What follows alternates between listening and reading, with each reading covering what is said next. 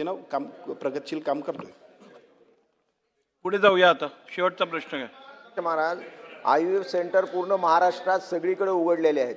माझी मंत्री महोदयांना एवढी विनंती आहे की खऱ्या अर्थानं गरजवंतांना ज्यांना गरज आहे त्यांना आपण शासकीय योजनेमध्ये हे IVF आपण समाविष्ट करणार का, आणि शासकीय रुग्णालयामध्ये याची सेवा गरीब लोकांना तुम्ही उपलब्ध करून देणार का, आणि हे रोखण्यासाठी अवैधरित्या याला काही एक विशिष्ट कायद्याच्या कक्षेमध्ये येणार आणणार का, अशी माझे 2 स्पेसिफिक प्रश्न आहेत.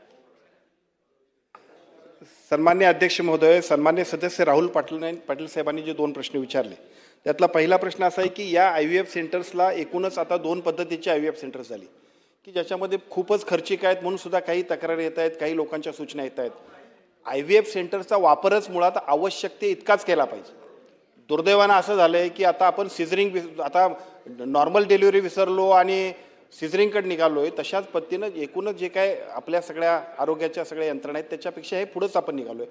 तर दुर्दैवानं याच्याबद्दल आपण ज्या आवश्यकता असेल म्हणजे विशेषतः गरीब लोकांना सुद्धा सर्वसामान्य नागरिकांना सुद्धा जर याच्यामध्ये सुविधा देण्यासाठी जर उपलब्ध करणं आवश्यक असेल तर निश्चितपणे महात्मा फुले जीवनदान योजनेमध्ये सुद्धा त्याचा आपण समावेश करू. चला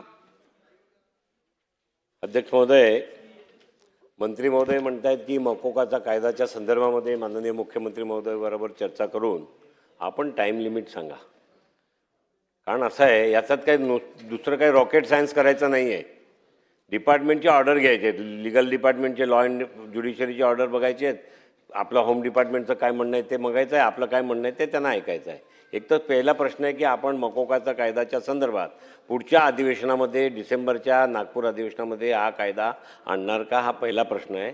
दुसरा प्रश्न अध्यक्ष महोदय, स्त्री बीज काढणं, आता याच्यामध्ये ज्या 2 घटनेचा उल्लेख केला आहे अंबरनाथच्या, बदलापूरच्या, आपण डॉक्टरांवर काय कारवाई केली? डॉक्टरांची डिग्री सीज करून टाका, त्याची प्रॅक्टिस सीज करून टाका ज्याने अशा पद्धतीने काम केलं आहे ते. आपण अन्यथा छोटे मोठे गुन्हे दाखल करून त्या डॉक्टरला प्रॅक्टिससाठी मोकळे सोडणार. तर जो प्रकार मराठवाड्यामध्ये घडत होता त्या सोनोग्राफीच्या केसमध्ये आणि परत चालून तो राहतो, अशा पद्धतीने हे काम चालू राहणार. आपण डॉक्टर जर दोषी साबित झाले की त्याची डिग्री सीज करणार आणि तिथपर्यंत त्यांना प्रॅक्टिस करण्याची मुभा देणार नाही, जिथपर्यंत केसचा निकाल लागत नाही तिथपर्यंत हा करणार का, हा दुसरा प्रश्न आहे. आणि तिसरा प्रश्न असा आहे अध्यक्ष महोदय, ज्याचा उल्लेख डॉक्टर राहुल पाटील यांनी केला आहे, हे खरं आहे, आपल्या रुग्णालयात ही व्यवस्था नाही आहे, त्यामुळे ह्या सगळीकडे IVFचे सेंटर सुरू झालेत. आणि सिझेरियनचा माननीय मंत्री महोदय प्रॉब्लेम असा आहे की आता कोणाला कष्टच शरीराला द्यायचं नाही आहे, त्यामुळे हा सिझेरियनचा प्रभाव वाढला आहे. आपण आपल्या हॉस्पिटल्समध्ये, जिल्ह्याच्या हॉस्पिटलमध्ये, ग्रामीण क्षेत्राच्या ज्या जवळचा हॉस्पिटल असेल त्या ठिकाणी आणि सरकारी रुग्णालयामध्ये, शहरी विभागात सुद्धा IVF सेंटर चालू करणार का, आणि करणार तर किती दिवसात करणार?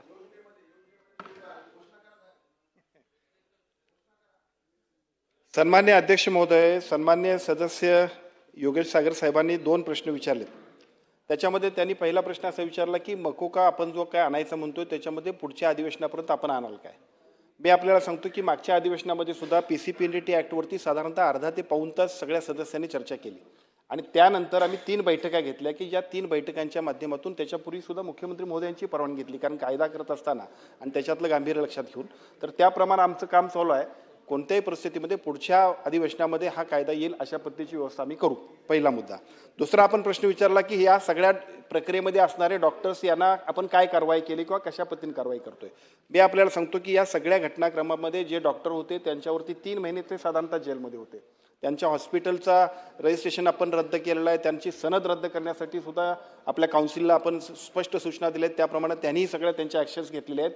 कोणत्याही पद्धतीचा अशा गैरप्रकार करणाऱ्या डॉक्टर्सवरती अथवा यंत्रणेला जरासुद्धा कोणाची गय करण्यात येणार नाही. पुढे प्रश्न क्रमांक 3. अध्यक्ष महाराज,